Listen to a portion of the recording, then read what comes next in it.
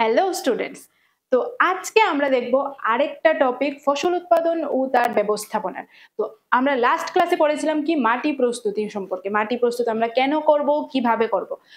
তাছাড়া আজকে যেটা আমরা করব সেটা হলো মাটি প্রস্তুতির জন্য কি কি যন্ত্রপাতি প্রয়োজন। তার সাথে সাথে পড়বো আমরা বীজ বপন। তো চলো, মাটি প্রস্তুত করার জন্য বীজ বপনের আগে মাটিকে দানার আকারে ভেঙে ফেলা প্রয়োজন। কেন প্রয়োজন এটা আমরা অলরেডি করে ফেলেছি, তো সেটা আমি আর ডিসকাস তোমাদের সাথে করছি না। তো এবার মাটিকে দানার আকারে ভাঙতে গেলে, মাটিকে প্রস্তুত করতে গেলে আমাদের কি কি করতে হবে, যেটা আমাদের করতে হবে সেটা হলো বা কি কি যন্ত্রপাতি আমাদের ইউজ করতে হবে সেটা হলো লাঙল, নিড়ানি এবং কর্ষক। এই তিনটা জিনিস মেইনলি ইউজ করা হয়, তাছাড়া আরো জিনিস ইউজ করা হয়, কিন্তু মেইনলি আমি যদি দেখি এই তিনটা জিনিস কৃষকরা ইউজ করে থাকে। এবার এক একটার ব্যাপারে যদি আমরা পড়ি, লাঙলের ব্যাপারে যদি পড়ি, সেটা একটা কাঠ দিয়ে বানানো একটা স্ট্রাকচার, যেটাকে কি করা হয়, কৃষকরা অনেক সময় কি করে হাতেই এটাকে ইউজ করে। আর অনেক অনেক সময় কি হয়, এরকম সার দিয়ে এটাকে ইউজ করা হয় বা পশু ইউজ করে এটাকে চালানো হয়। এবার এটার যদি কাজ বলি, সেটা হলো মাটি কাটার জন্য ব্যবহার করা হয়, সার প্রয়োগ করার জন্য ব্যবহার করা হয়, আগাছা দমন করার জন্য অনেক সময় কি করা হয়, এটা ব্যবহার করা হয়। এবার মাটিকে কাটার জন্য কিভাবে, কারণ এটা স্ট্রাকচারটা যদি দেখি, তার মধ্যে একটা ত্রিভুজ আকৃতির কি থাকে, এরকম লোহার একটা ফলা থাকে, যেটাকে মাটির মধ্যে এরকম ঢুকিয়ে টানা হয়, যার কারণে এটা কি করতে পারে, মাটিকে আলগা করতে পারে, লুজ করতে পারে। আর তাছাড়া এটা দিয়ে অনেক সময় মাটিতে যদি আগাছা থাকে, সেই ক্ষেত্রে এটা দিয়ে যখন এরকম টানে মাটিকে আলগা করে, তখন আগাছাগুলিও মাটির সাথে মিক্স হয়ে যায়। ঠিক আছে, তো এটা গেল আমাদের লাঙ্গল আমরা কেন ইউজ করব বা কিভাবে ইউজ করব। নেক্সট হলো নিড়ানি। এটা যদি বলো তোমার, আমরা যদি একটা লোকাল ল্যাঙ্গুয়েজে একটা ইউজ করি, সেটা হলো সবার বাড়িতে হয়তো এটা আছে, সেটা হলো কোদাল। হ্যাঁ, এটা আমরা একটা লোকাল বলতে পারো ল্যাঙ্গুয়েজ, যেটাকে অনেকের বাড়িতে এটাকে এই নামে পরিচিত, কোদাল। এবার এটাকে কি কিসের জন্য ইউজ করা হয়, কিছুটা সেমই, মাটিকে আলগা করার জন্য ইউজ করি। অনেক সময় আমরা কি করি, আগাছা দমনের জন্য এটাকে ইউজ করে থাকি। এবার এটা অ্যাকচুয়ালি কি করা হয়, কাঠ বা লোহা দিয়ে, এটার যে এরকম রডটা থাকে যেটা আমরা ধরে ইউজ করি, কাঠ বা লোহার লম্বা একটা রড থাকে, যেটার মধ্যে লোহার তৈরি একটা ব্লেড থাকে, প্লেটের মতো একটা ব্লেড থাকে, যেটা দিয়ে অ্যাকচুয়ালি কাজ করা হয়। নেক্সট হলো আমাদের কর্ষক। এবার কর্ষকের কাজ আর লাঙলের কাজ কিছুটা সেম। আজকাল ট্রাক্টর চালিত কর্ষক ব্যবহার করে চাষ করা হয়। আজকাল ওই লাঙলের পরিবর্তে আমরা এই জিনিসটা ইউজ করছি। কেন লাঙলের পরিবর্তে এই জিনিসটা ইউজ করছি, কারণ লাঙল ইউজ করতে গেলে সেটাকে ম্যানুয়ালি ইউজ করতে হচ্ছে। এবার সেই ক্ষেত্রে যারা আবার বড় বড় জমিতে চাষ করছে, অনেক বড় বড় জমি নিয়ে কাজ করছে, সেই ক্ষেত্রে ওই লাঙল ইউজ করাটা সময়েরও একটা ব্যাপার হয়ে দাঁড়ায়। আর আরেকটা জিনিস হলো, তুমি কোনো একটা মানুষ হাতে করুক আর কোনো পশু দিয়ে করাক, সেই ক্ষেত্রে সেই দুইটাই কি হচ্ছে, পরিশ্রান্ত হয়ে যাচ্ছে।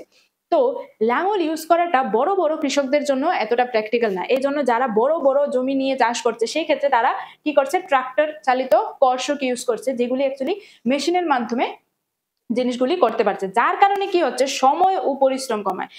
তোমাকে যদি কেউ জিজ্ঞেস করে লাঙলের পরিবর্তে কর্ষক আমরা কেন ইউজ করি, সেক্ষেত্রে আমাদের ফার্স্ট যেটা আনসার হবে, সময় ও পরিশ্রম কমায় এটা। ঠিক আছে, তো এটা গেল আমাদের কি, মাটি প্রস্তুত করার জন্য আমরা কি কি ধরনের টুলস বা কি কি ধরনের যন্ত্রপাতি আমরা ইউজ করব।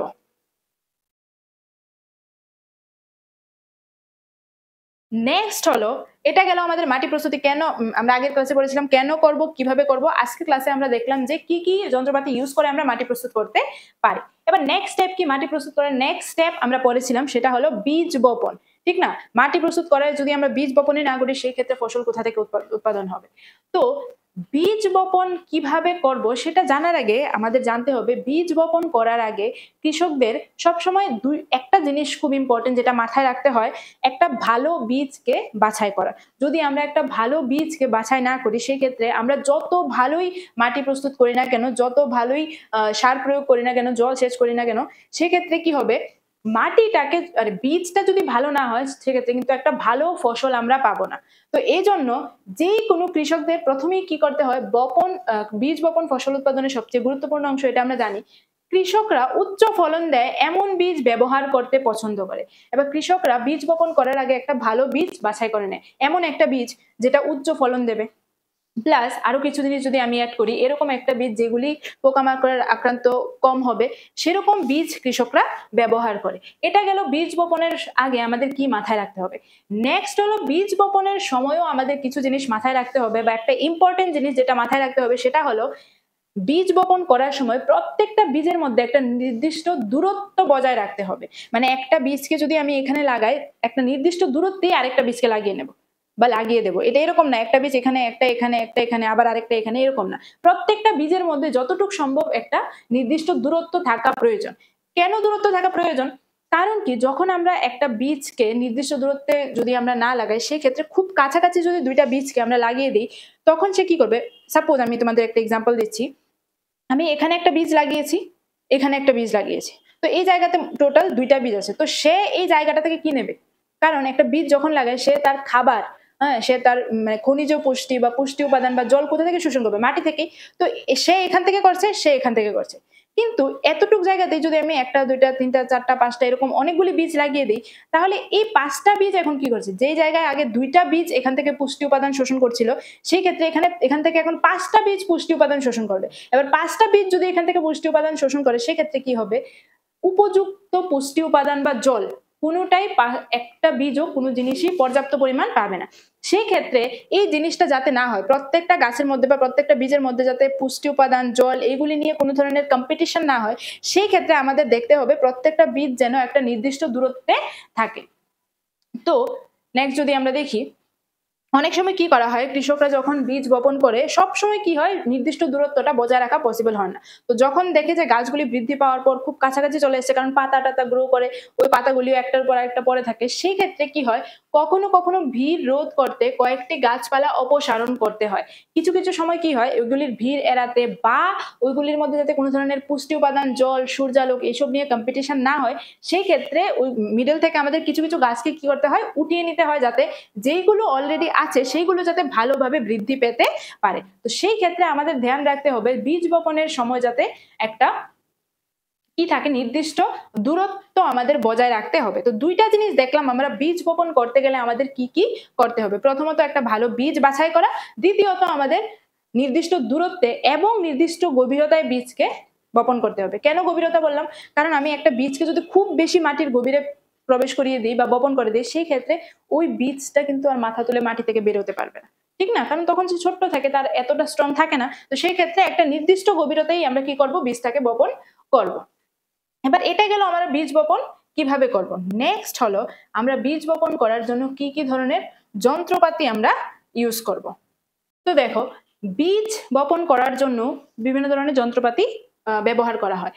তার মধ্যে যদি মানে আমরা প্রচলিত একটা যন্ত্র দেখি, যেটাকে আগেকার দিনে খুব বেশি ইউজ করা হতো, সেটা হলো এই ফানেল আকৃতির যেই যন্ত্রটা তোমরা দেখতে পাচ্ছ, এটা এটা আগেকার দিনে খুব ইউজ করা হতো। এবার এটাতে কি হতো, তোমরা দেখো, এই যে জায়গাগুলি দেখছো, এগুলির মধ্যে বীজ দিয়ে দেওয়া হতো। এবার এই এই জায়গাগুলি থেকে একটা পাইপের থ্রুতে বীজগুলি আসতো। বীজগুলি এসে এই যে দাঁতের মতো দেখতে পাচ্ছ, খুব মানে সরু সরু এই যে জিনিসগুলি দেখতে পাচ্ছ, এগুলির মধ্যে দিয়ে বীজটা এসে মাটির মধ্যে ঢুকে যেত। তো এই জিনিসটা ইউজ করা হতো, যেটাকে এই হ্যান্ডেলগুলিতে মানুষ ধরে ধরে এই জিনিসগুলিকে করে থাকতো। কিন্তু এরকম কিছুটা পশু ইউজ করেও করা হতো। কিন্তু সেই আমি বললাম যে লাঙ্গল আমরা ইউজ করতাম, লাঙ্গলও আমরা ইউজ করতে পারতাম, কিন্তু ইউজ করি না কেন? কারণ যারা যারা বড় বড় জমিতে চাষ করছে, সেই ক্ষেত্রে লাঙ্গল দিয়ে চাষ করাটা এতটা প্র্যাকটিক্যাল না। টাইম যাবে প্লাস পরিশ্রমও যাবে, সেই এটারও একই সমস্যা। তো এই জন্য যেহেতু প্রযুক্তি বা টেকনোলজি এত আপডেটেড, সেই ক্ষেত্রে বীজ বপনের জন্য আমরা আজকাল ট্রাক্টরের সাহায্যে ড্রিল ব্যবহার করছি। এরকম একটা বড় মেশিন আমরা ইউজ করি, যেটাতে কি হয়, সেও একই কাজ করে। এবার তাহলে সে একই ধরনের কাজ করলে আমরা ওইটার পরিবর্তে এটা ইউজ করার কারণটা কি? কারণ সে একই সময় আর টাইম কি করতে পারে, বাঁচায়। আরেকটা জিনিস হলো, এই যন্ত্রটি সঠিক দূরত্ব এবং গভীরতায় সমানভাবে বীজকে বপন করতে পারে। এবার কোনো কোনো সময় কি হয়, আমরা যদি বীজকে হাতে বপন করি, সব সময় সমান দূরত্ব এবং সমান গভীরতা আমরা বজায় রাখতে পারবো না। কিন্তু এই মেশিনটার ক্ষেত্রে বা এই ড্রিল মেশিনটার কথা যদি বলি, যেহেতু সে একটা টেকনোলজি দিয়ে চলছে, সেই ক্ষেত্রে প্রত্যেকবারই সে কি করতে পারে, সঠিক গভীরতা এবং সঠিক দূরত্ব বজায় রাখতে পারে। তো সেই ক্ষেত্রে ফসল উৎপাদনের ক্ষেত্রে আমরা খুব একটা ভালো রেজাল্ট পেয়ে থাকি। তাছাড়া আরেকটা জিনিস কি বললাম, সময় বাঁচায়। আরেকটা হলো, এটি নিশ্চিত করে যে বীজ বপনের পরে মাটি দ্বারা বীজটি আবৃত হয়। এবার সে কি করে, তার মধ্যে আরেকটা যেই সুবিধা আমরা দেখি, সে বীজগুলিকে বপন করার পর সে বীজগুলিকে আবার কি করে দেয়, মাটি দিয়ে কভার করে দেয়। এবার মাটি দিয়ে কভার করার কারণটা কি? অবভিয়াসলি আমি যদি একটা বীজকে বপন করে এটাকে মাটি দিয়ে কভার করে না রাখি, সেক্ষেত্রে পাখি বা কোনো কিছু এসে বীজটাকে কি করে দেবে, খেয়ে ফেলবে বা নষ্ট করে দেবে। সেই ক্ষেত্রে আমাদের ফসল উৎপাদন ভালো হবে না। এই যে এটি পাখি দ্বারা সৃষ্ট ক্ষতি প্রতিরোধ করতে সাহায্য করে।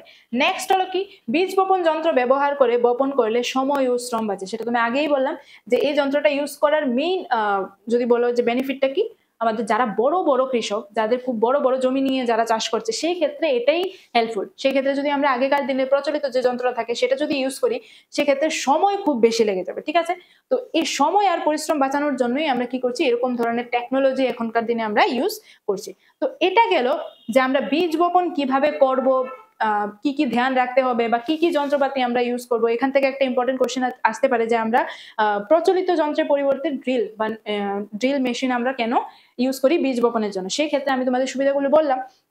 হ্যাঁ, নেক্সট আমরা করবো, এবার মাটি প্রস্তুত করে ফেলেছি, বীজ বপন করে ফেলেছি, এবার নেক্সট কাজ কি আমাদের সার প্রয়োগ করা। তো নেক্সট ক্লাসে আমরা ডিসকাস করবো কিভাবে সার প্রয়োগ করতে হবে, সার বিভিন্ন ধরনের হয়, কি কি ধরনের সার হয়, জৈব অজৈব, এই সবগুলি আমরা করব। আর তোমাদের কাজ কি, তোমাদের কাজ হলো যেই ক্লাসটা আমরা আজকে করেছি সেই ক্লাসটাকে আবার রিভিশন দেওয়া, এটা থেকে নোটটা উঠিয়ে নেওয়া, বারবার রিভিশন করা। ঠিক আছে, তো নেক্সট ক্লাসে আবার দেখা হচ্ছে।